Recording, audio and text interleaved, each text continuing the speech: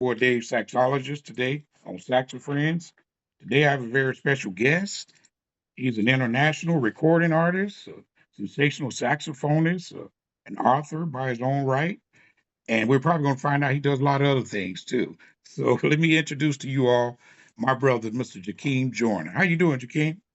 Hey, what's going on, Dave? How you doing, man? Thanks for inviting me on. But you know what? I appreciate you, brother. Thank you for coming, man, because you're a very busy man, like most of you great artists are. And I just appreciate each and every one of you that sit down here with me and share your story, man. So thank you. No problem, man. No problem. I met you 2 years, let me see, it was either 2 or 3 years ago at the NAM show. We were at the Chateau Okay. booth, and you were trying out one Mm. of those.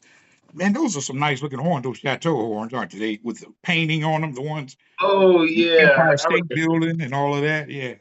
Yeah, yeah. The crazy thing about those horns is a lot of times they look better than they sound. This is true. You were absolutely right about that. Yeah. So let's get a little background on you, brother. Where you from, man? Where'd you grow up at? Yeah, well, I was born in Norfolk, Virginia, Okay. but I started playing saxophone in New York. So, kind of half and half. The first part of my life in early years before middle school was in Virginia, where I was born, and then we moved up to Syracuse, New York, and that's where I started to learn how to play the saxophone. So, I started playing saxophone at the tender age of 14. And I guess it was just something that I really decided to follow. I mean, I remember my music teacher giving me a tape with a cassette tape. That's more than 30 years ago. A Mhm. cassette tape, had John Coltrane on there, Charlie Parker on it, Grover Washington Jr., just a lot of artists. I didn't know who they were at 14. Um, but yeah, I didn't know if I was going to be a solo artist or anything like that. I would say about a year into playing, that's when I said, "Man, I think I might want to try to do this." Did you try any other instruments? Is saxophone the first instrument you started on, or Yeah, yeah. Well, actually, my first instrument was drums before sax, believe it or not. okay?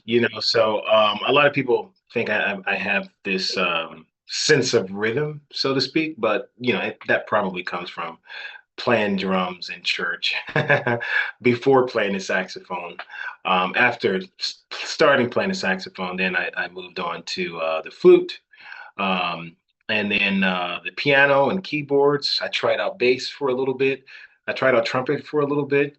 I think I even messed around with the guitar a little bit, but the only ones that really stuck were the saxophone, the flute, and the piano. And then, of course, I went into writing my own music later on. Right. So when you were going through elementary school or what have you, did you what was the kind of music you listened to? What was the family like as far as the dynamics and the music and stuff? Well, I mean, before I started playing saxophone, I started playing saxophone in high school.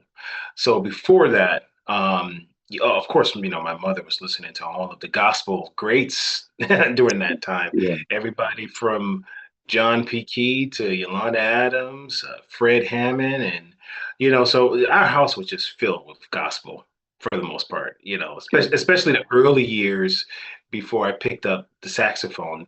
That's all. That's really what we heard, was gospel. And of course, old school R&B, Right, right. 90s R&B or whatever. So I would say some of that stuff kind of stuck with me for sure. And I would imagine some of that energy might have been taken into the saxophone starting out at the young age of 14.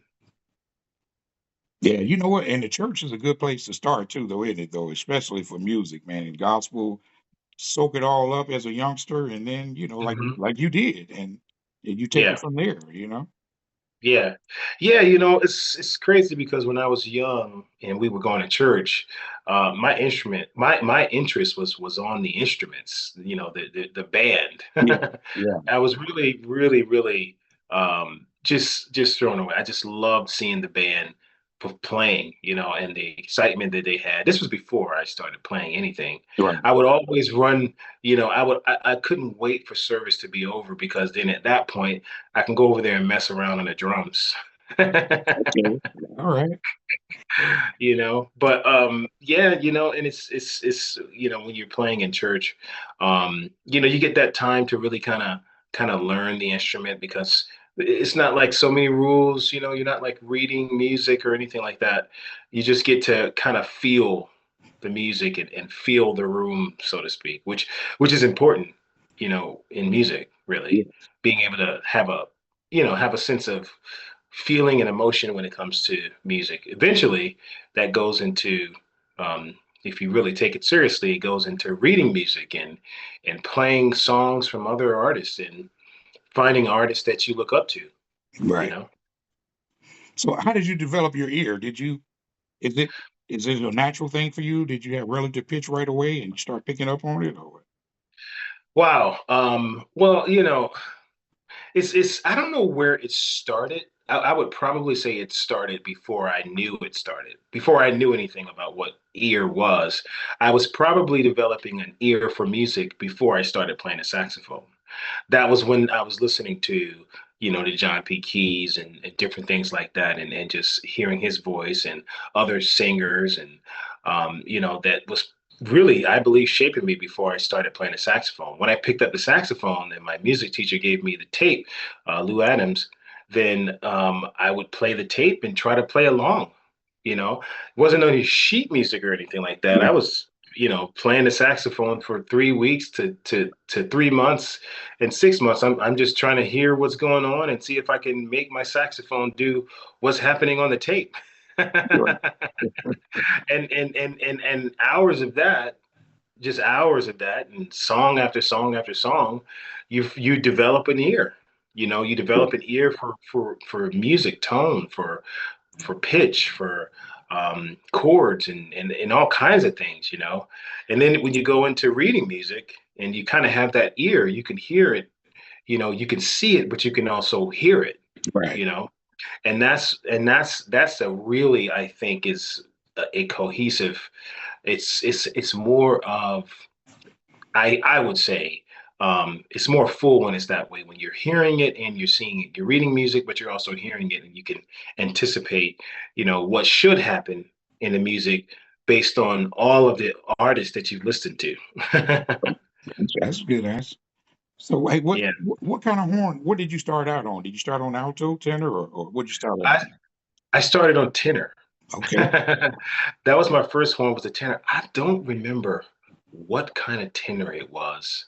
I do know, after playing tenor for just a couple of months, I picked up the alto and had a Bundy 2, Selmer Bundy 2. Yeah. I think that's where I did all of my work on. And I hadn't touched tenor. Once I picked up the alto, I hadn't touched tenor for a long while. Yeah. Um, so, I was playing alto in the marching band, and then the jazz band and the concert band, all of the pretty much the bands in high school, because I was developing a lot faster than a lot of other students. So I I was I was needed in all of the different bands. And I played first chair alto. I also played, in a jazz, kind of like a jazz orchestra, Stan Kilella Jazz Orchestra in Syracuse, New York. Playing lead alto saxophone. So that's all the big band music and stuff like that. Yeah. Um, so that was fun, obviously. And then, I started to write songs, in high school. But, I really did. I think that I first started writing songs in high school. It was at a Radio Shack. Actually, there was a keyboard there that allowed you to record and then play it back and then record on top of it. I didn't know what that was called at the Right. time, Right. but I was really fascinated by it. And I was like, man, that's cool. I can lay the drum tracks. And I was in there for hours until they kicked me out. Do you remember your first paid gig? Ooh, my first paid gig. Let me see. I think it was with my music teacher. Yeah, it was like $100, and I was playing with his band. actually. Yeah, I was playing with my music teacher's band, and he was playing in weddings and different things like that. So while I was in high school, on some weekends, I would go out with them and play, at certain places, where they're selling alcohol. You're getting it in. Yes.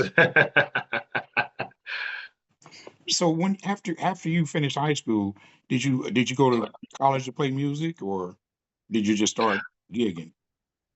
I think I pretty much started gigging. I moved back down to Virginia. I went and I helped my pastor out in the music department. That's where I learned how to play more keyboards, actually.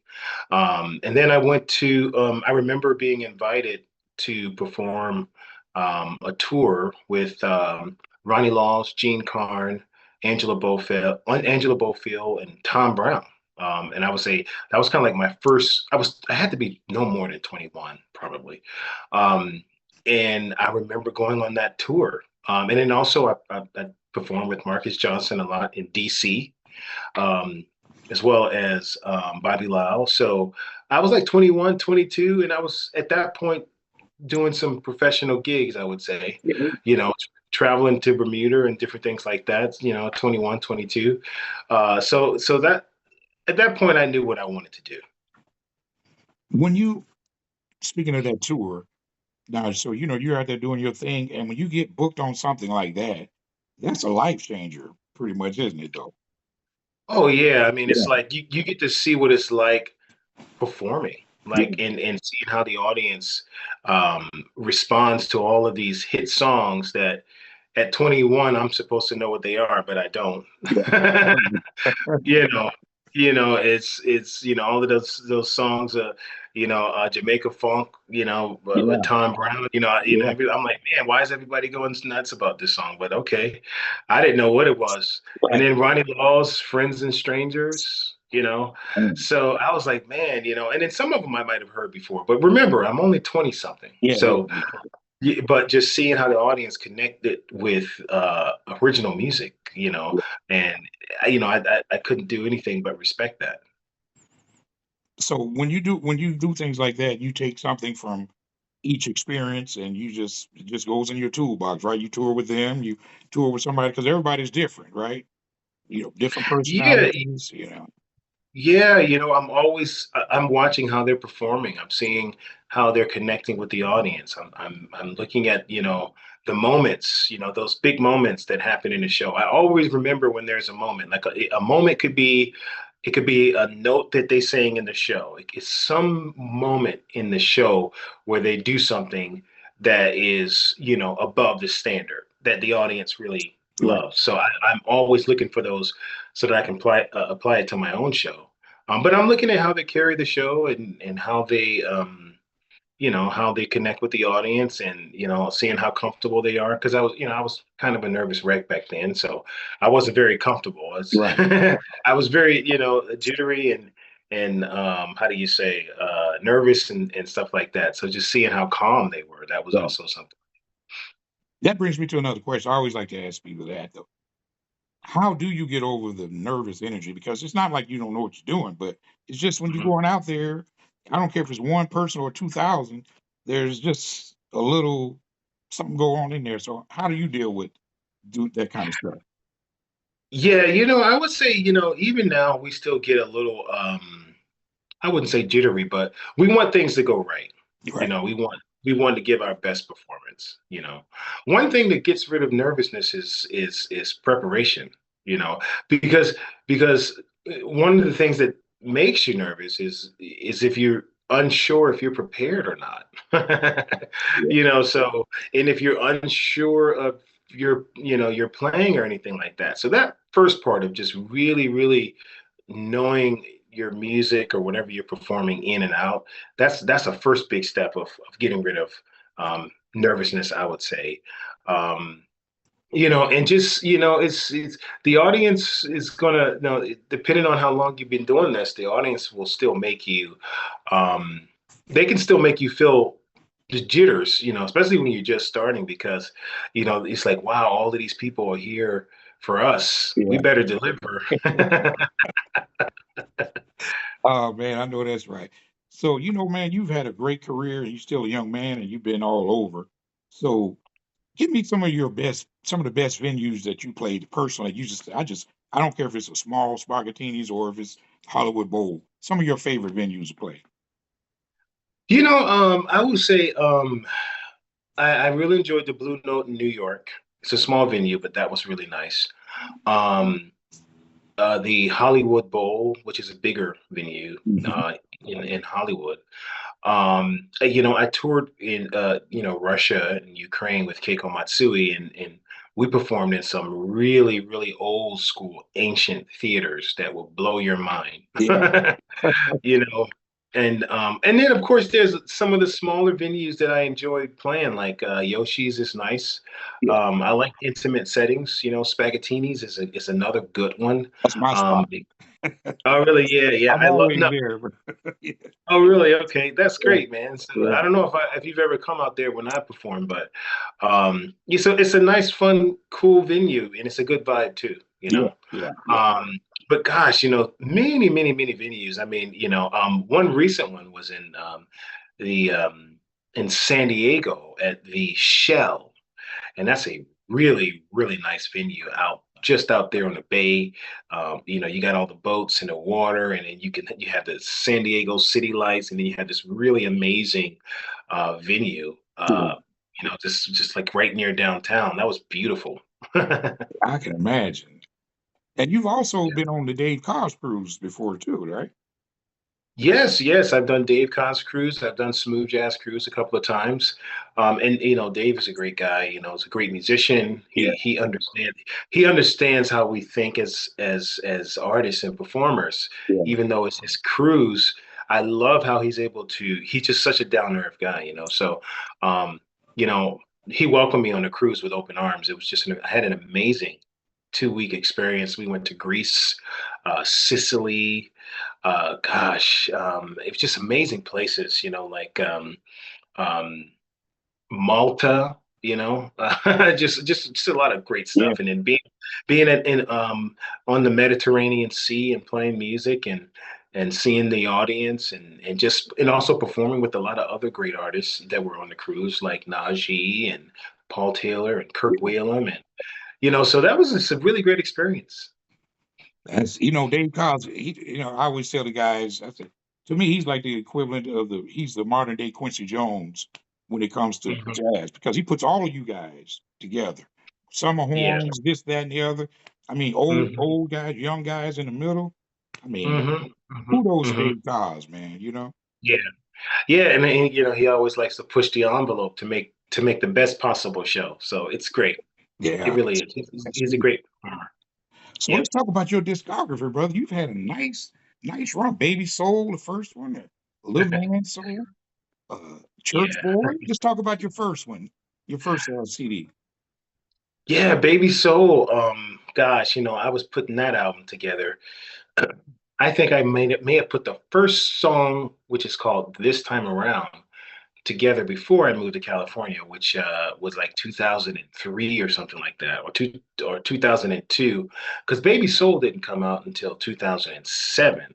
So, I was already starting to write my own music. Um, and then, while I was working, I was working at Target, forklift operator at Target warehouse, working on Baby Soul. Okay.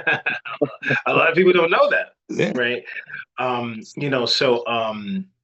So that was a really fun experience. I signed with Rick Braun and Richard Elliott's label, which was called Artisan at the time, and that's where we put out Baby Soul. Had my first single featuring Peter White called "Stay with Me Tonight," and that's when I went on my first smooth jazz cruise, which was it was Wayman Tisdale and Warren Hill at the time before Wayman Tisdale passed away, and I Right. met Wayman Tisdale and performed with him.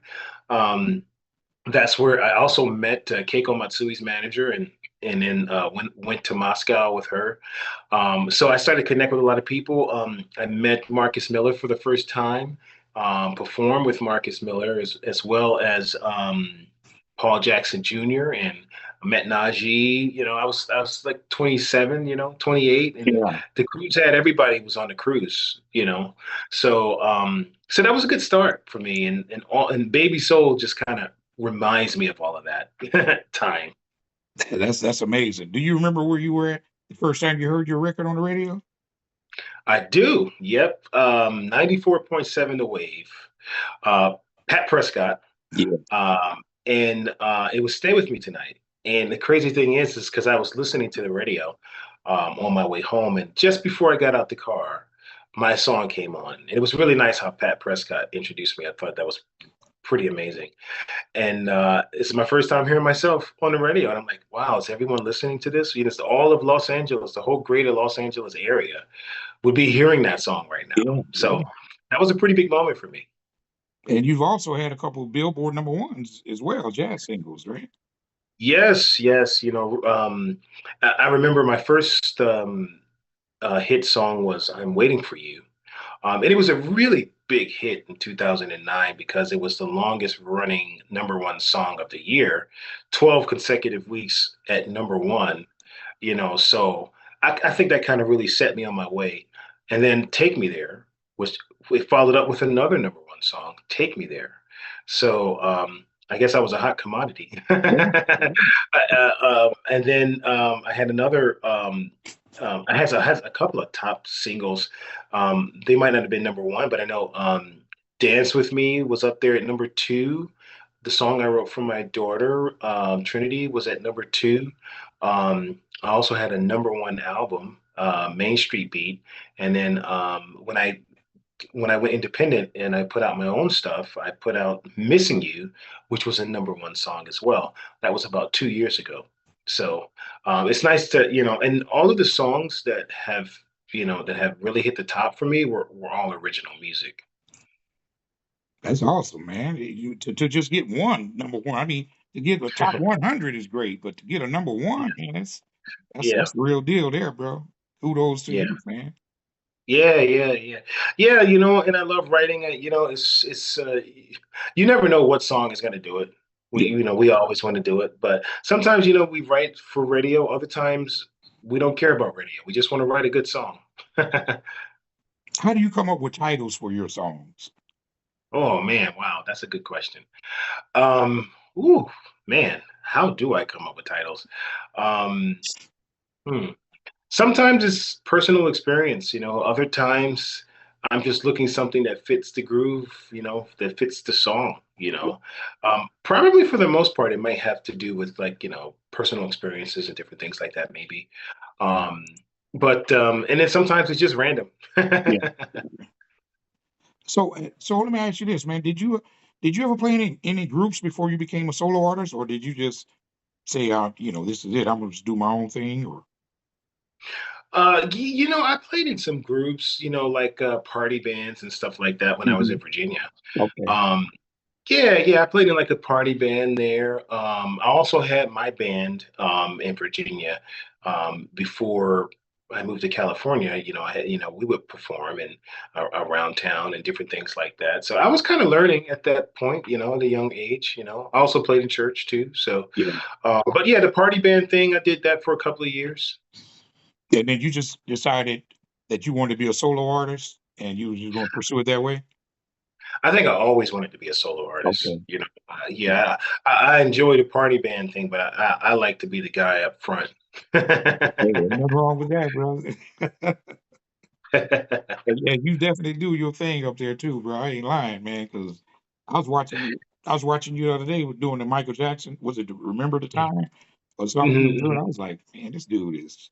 Man, you and Eric Darius, man, remind both of y'all got so much energy, man, you know? mhm. Yeah, yeah, yeah. Well, Eric, he might have got me on the energy because I don't know if I can move as much as he You does. know, he jumps way Um, up there. yeah, yeah, yeah. Maybe I might try that one day. But I used to play ball, so See, but with my horn, I don't know. I might have to be a little careful on that. that's But it's like you love the music and you're feeling good. Why not have a good time when you're on stage? yeah. You So, know. who are some of your influences on saxophone? Well, I would say like early on, I used to do the straight ahead thing with Charlie Parker, John Coltrane, and Cannonball, and just a host of amazing saxophone players before I went into the contemporary stuff, which I would say Kirk Whalum, Gerald Albright, Najee, Grover Washington Jr. They really kind of shaped me Hmm. coming up as a horn player Right. because I like their melodies, even Kenny G as well. Yeah. Pretty much I would say all of the contemporary saxophone players in this have had some kind of an influence on me one way or another because I was considered a younger guy. All of these guys have been out for a long time, so I was the younger guy. I'm like 20 and they've already got 9 and 10 albums out. Yeah. So Yeah. Rick Braun, Richard Elliott. I remember I was working. I never forget restaurant called Steak and Ale when I was in college, and they every single day they play Richard Elliott's Chill Factor album, Oh yeah. That was a good one. which I love that album by Yeah. the way.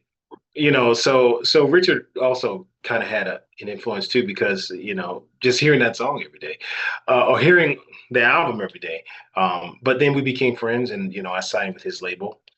With Rick Braun, so all of these guys have had some type of influence on me, including Dave Koz too. Yeah. Yeah. Yeah. Yeah, That's good stuff, man. So did you go to NAM this year? I did not go to NAM this year. I'm not sure if I went last year. I might have missed the past 2 years. I didn't go this year. You I didn't go this year. do plan on going next year though, for sure. Man, I'm a Cannonball guy, so that Cannonball, they had that new Cannonball, that Black Sapphire, and when I saw it at the Mhm. NAM show, I said I gotta have one. I just got it a couple weeks ago. It's a beautiful Oh, horn. wow. Yeah, Yeah, yeah, yeah. Cannonball makes great instruments. They they really do. do. I mean, I'm with Yamaha, so I represent them, but I played many of the Cannonball stuff. Yeah. Tevis has had me play many of them. Oh The yeah. Gerald Albright model, Yeah, and yeah. I haven't played the one that you're talking about. Yeah, the I new got to be one. careful when I play Cannonball though, because Yamaha's watching. Hey, it's funny you say that, man. Mary Meadows when we was at the NAM show. Mary said, Mhm. I gotta go to Cannonball booth, man. I gotta play nice, man, because I didn't I had a Yamaha or something like that though. He said I gotta play nice. I got a call from Tevis. Hey, what's up? Ah, exactly. But Cannonball makes great They instruments. do.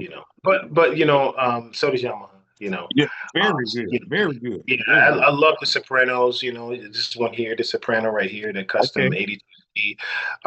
The silver plated. It's a beautiful, beautiful, beautiful sounding horn. And it's crazy because I played on a used one for a little while to kind of get my fingers under it, and then once I said I want to get it, they sent me a new one, but I wanted the old one that I've been playing. And so this one came into plastic, but the other one I had broken in really good. So do But you just play strictly Yamahas right now? yeah, right now just Yamahas. Okay. Yeah. It's of course I like the other Yeah. instruments, and I mean that's like a Meinhardt flute there, but but I'm not like on the road playing flute Right. as much. So, but yeah, but I still love good horns. Selmer Mark Sixes and Kyle Worth. I played on Grover Washington Jr.'s Kyle Worth actually. Is that right? I did. I played like 3 songs Oh, on his Kyle Worth. Um, it was we were doing a tribute to Grover Washington Jr. and they had his horn, so I played the first 2 songs on his alto. They oh. gave it to me. They said, if you could play your first 2 songs on it, I was like, sure, and I did. It was amazing because So because Grover Washington played Cowworth. I thought, I was trying to figure out what he played because they had some different information on there. But you say he was playing Kyle Word though? He was playing Okay. Cowworth, yeah, on the alto. But it could have been different for soprano because I don't know what he was playing on soprano. He also could have been playing something different on tenor, so Yeah. I'm not sure. Yeah. For alto, the Cowworth for sure. So you have any other endorsements besides Yamaha? Do you have any reading endorsements or anything? I don't have any Reed endorsements. I was thinking about Legier plastic things, but I can't get them to sound good. You know, um, a lot of the plastic ones I can't get to sound good. I do play on fibercell, and I can get them to sound good. The only thing about the fibercell is they get to be pretty pitchy, even though they can have a nice sound and even a nice tone. But pitch wise, it takes a little bit a little bit more effort than I would prefer. Like the Java Van Dorens are a bit they're better in tune. If you're playing like a three, they're better in tune. I will say like a four on the fiber cells. They're much more in tune than say a two and a half and a three. That's cool. So Yeah. let me ask you about you being an author, man. I said you've been writing books, man. I mean, that's very impressive, man. Written about three or four? I think I got about five now. Five, yeah. Yeah. Yeah, yeah, yeah. Well, I mean, the adventure in me, lives on. I mean, I love adventure. I love Star Wars. I love Avatar. I like to go to the movies. I like science fiction and fantasy. More science fiction than fantasy. I like science fiction because I like futuristic stuff, like The Fifth Element when it came out. That was really, I really enjoyed that. But I also like crime thriller martial arts stuff. My one of my recent books, well, it's not that recent, but Minor Assassin it's more of a crime thriller martial arts futuristic type book, where a teenager takes the law into his own hand.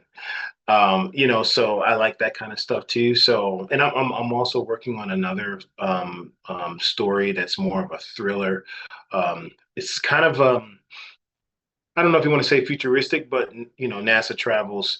Some astronauts travel all the way to Saturn's moon, and Titan, and then they come back, and these particles they bring back that they weren't aware of that actually turn into little butterfly type things, and these butterfly type things start to consume the environment and then eat animals, and then now it's like quarantine and because they're hard to kill. So stuff like that. You got a vivid imagination, but that's all right though, man. Yeah, that's it. Get it out there. Yes, yes, yes. When did you develop a love for writing? Was that always in you as well? I don't think it was always in me. I do know that my first book, Zarya, came out. Um, I don't know. I guess I just wanted to give a shot on, creating my own character. So I remember I was touring somewhere. I can't remember where, but I just started writing what was in my head, Yeah. just started, giving it a shot. And I just kept coming back to it, every week, every month. And after a couple of years, I had a full book. Yeah. Yeah. That's good, Yeah. man. I know your daughter's proud of you. You writing books Yeah, and stuff yeah, too. yeah, yeah, yeah. She likes books and she likes to read, she's more into comic books, Hmm. but she likes stories like fantastical stuff like Lord of the Rings and that medieval fantasy type stuff she Right. enjoys, you know, like Harry Potter and stuff Okay. like that. Yeah. That's good stuff, man. Hmm. So what Yep. so are you working on any new projects right now? Music wise? Well, my latest album, I just put out my latest album this year, Every Part of Me. So I'm not working on a new album yet because that one's Yeah, out. I So now understand. I'm basically touring in support of that album um, while working on my next book. So, but I've already started to think about what I want the next album to be, but it's a bit premature now. Yeah, yeah. So do you when you in that process, I bet you probably have a lot of songs that you haven't even finished too, maybe somewhere, right?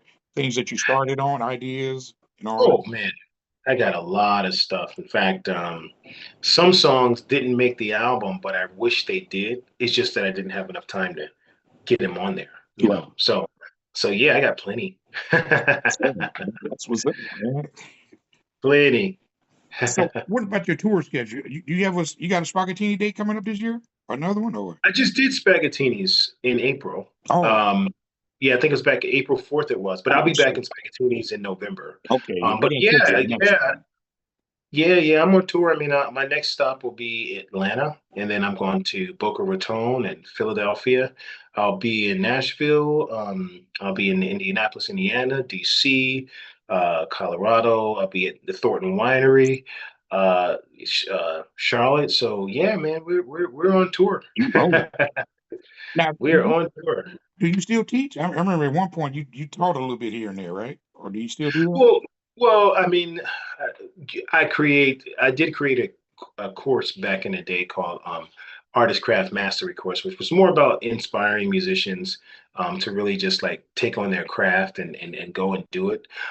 Now I just finished up a new course called Tune Into Digital, which is really all about owning your audience and having just having your own audience that you can send music to, that can buy your music or go to your show. Because a lot of people don't know or understand that if you have an audience that loves your music, they'll follow you for years and years and years.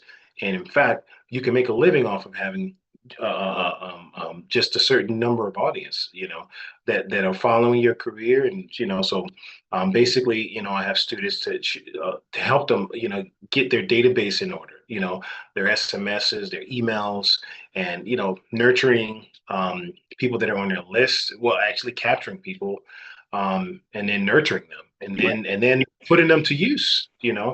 I have a mechanism. It's called capture, nurture, activate. Activating is basically putting them to work, meaning show up at my show or buy my new single. That's, because of course you can post something online and let everybody know, but it's nothing better than having, 10,000 people that you can send to say, here's the new single. You're going to see much bigger results. Yeah. Yeah. That's good, man. Yeah, yeah. So let me ask you about your practice routine, man. What do you practice these days to keep your chops You right? know, a lot of times, I might go through scales and patterns and go through songs. I really focus a lot on tone and intonation and tone. So I may even go back and play some of my old songs just to see if I can still play it or not. um, of course, I listen to older songs that I grew up, listening to, and just put it on and play. I don't stop and try to learn, and I just let it play and just play through it, and just I'm listening to myself. I'm just hearing, I'm hearing my tone. I'm listening to my pitch. Anything that feels difficult, I might repeat it. I keep repeating it until it doesn't feel difficult Right. anymore, until it feels natural. Do you still do long tones? I do long tones. Yeah, I Yeah. think it's important. Yeah. For me, I would say specifically like in the higher registers, that's where you kind of start to lose, intonation. A lot of people when they get up to, B and Yeah. D and E Right. and F, Yeah. they start to kind of get out of control on Get that. sharp. Huh? Sharp like me. Yeah, it gets really, really sharp. So Yeah. you got to spend a lot of time up there. Yeah. The more time you spend up there, the more natural it feels. The reason why it's going out of tune is because it doesn't feel natural to you. So in order for it to feel natural to you, you have to play it a lot. Yeah. And that's where those long tones come in. You have to always play those notes. I like it like this: the notes that are the hardest to play that the most. Yeah. That's good. I like that. That's it. I like Kirk Whalum. Kirk Whalum just says long tones. It's like if I don't do nothing else, I'm gonna do long tones. If I don't feel like practicing, I'm gonna do long tones if I do nothing else. At least that. So, Mhm. That's important yeah. because you're training the muscles here too, because it's not just about hearing, it's also muscle training. Yeah. Yeah. It's a lot Yeah. going on, man.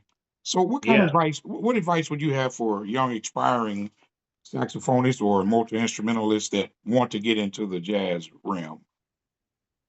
Well, I mean, if they really want to do this for real, you have to understand that the world is changing now because we're not in a situation where you know record companies are signing artists. So I would say one critical thing outside of practicing and mastering your craft, that's the first thing that you got to do is practice and be good at what you do.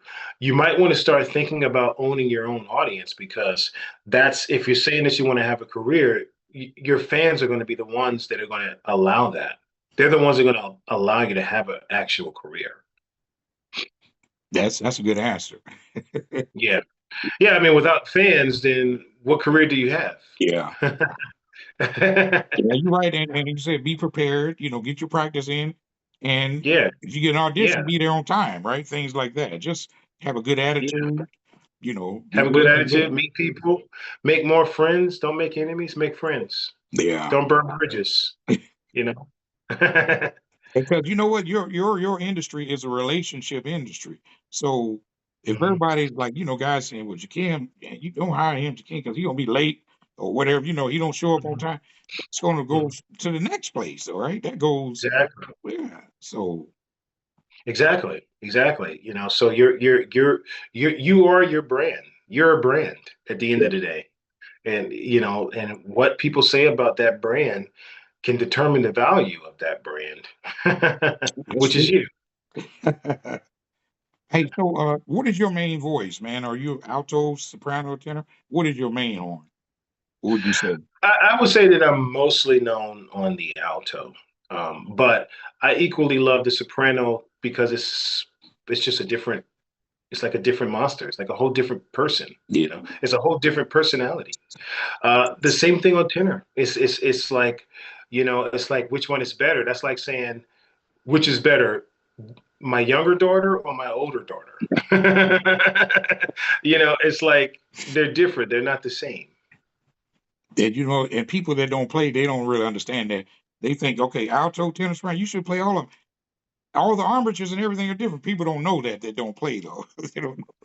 They're very different. Everything is different. Approach, the entire approach is different.